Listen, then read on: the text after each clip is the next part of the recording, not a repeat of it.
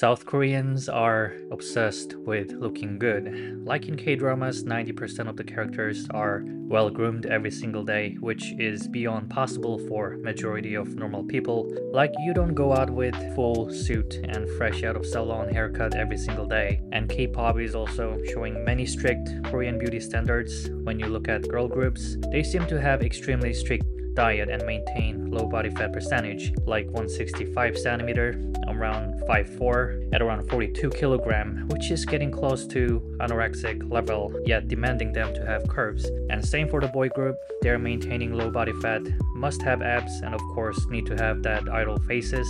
I mean, human beings in general have beauty standards, and South Korea is not so particular that we have archetype that we think is attractive. The problem is that it's getting into people's head that anyone that doesn't fit into this archetype is considered ugly, and probably that's why most of Korean celebrities have similar physical and facial features, because that's the norm of beauty in South Korea. But what is exactly South Korean beauty standard? In order to understand that, we have to see how Korean beauty standard evolved in time. So let's get back to a few decades ago. In early 1960, where TV was first introduced in South Korea, we had first TV commercials, and the actors who played in shows and commercials look very far from modern South Korean beauty standard. Back in time, traditional masculine characters were thought to be attractive, like square jaw, tanned skin, and muscular physique with messed up hair.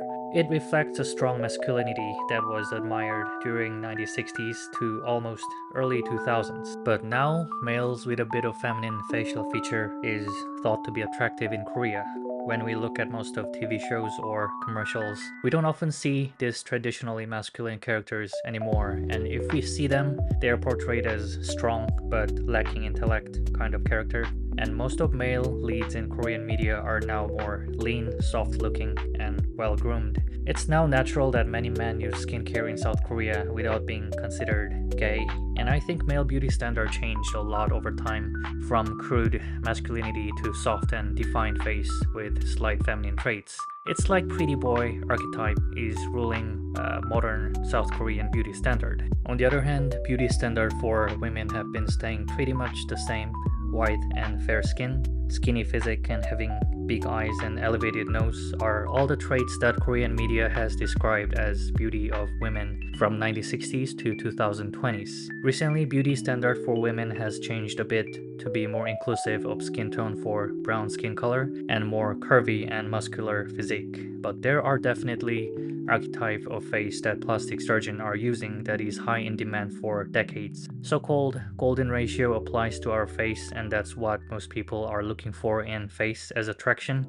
I think the face that is soft and narrow jawline, big and clear eyes with heightened nose is the norm for plastic surgery in Korea, as more than 90% of surgery are about eyes, nose, and shaping jawline. As far as the data shows, Korean beauty standards are aligning more with Western beauty standards. For physical standard, it's pretty straightforward. For male, you need to be at least 180 cm, which is 5'11", and have to have wide shoulder, low body fat around 12% at least, and the size of head shouldn't be too big so that you have this model-like proportion. I'm 5'9", so I'm already out, by the way, but the similar standard applies to women. In general, physically, women are thought to be beautiful around 165 cm, which is around 5'4", with body fat around 18%, so around 47 kg, with curve. When we put it like this, it might not sound too bad, but these are standards that all need to be met. So you have to satisfy almost all these bullet points, which only I think about around 5% of the population will meet all these checkpoints. And it's absurd to label the rest of 95% of the population as undesirable just because the person is 1 inch shorter or a couple pounds heavier. Also, it sounds like your attraction is genetically predetermined and there's really nothing you can do about it, which I think is the danger of pushing this standard to both men and women. And even though we are the very own victim of this harsh standard, ironically, it seems like we are still subconsciously follow this very strict rule of beauty, and we are seeing the problem of it in Korean society. All-time high number of plastic surgery cases in South Korea is telling that record number of people are willing to put knife on their face to change their natural look, and the number is keep growing each year. I think this is alarming because I know many people are not 100% satisfied with how they look, but making mind to do actual surgery is a big thing. When they really have choice, I know many people will choose just not to risk the side effect and go through the surgery just to change their look. And this graph shows the ratio of people who hate their look enough to decide surgery is increasing. And the media seems to promote that.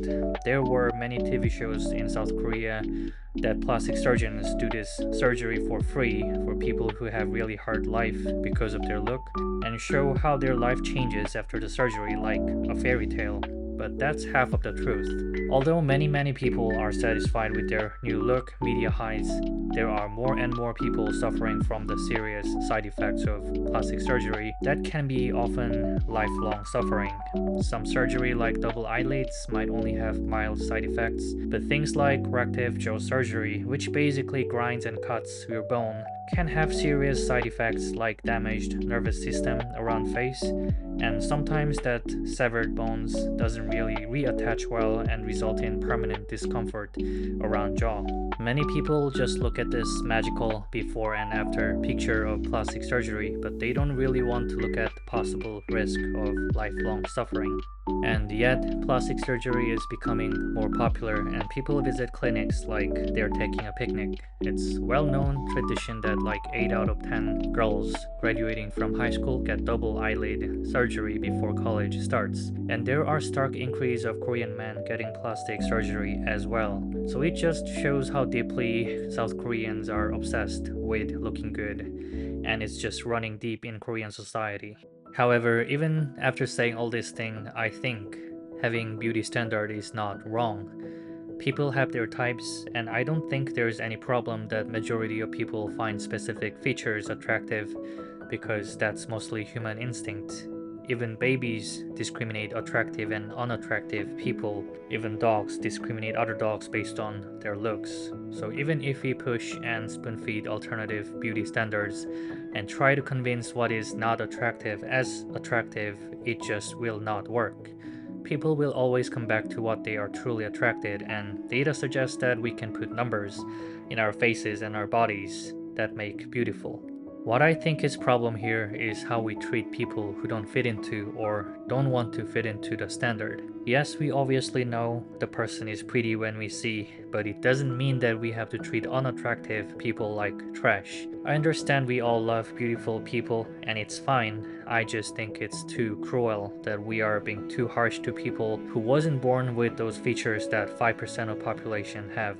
I know South Korea will keep showing the beautiful people on media, and by all means do, because I don't think there is any problem with that, but I hope South Korea becomes a bit more generous to people who don't fit into these standards. Unless we will be falling deeper into the endless competition that only ends in happiness of 1% and depression of 99%.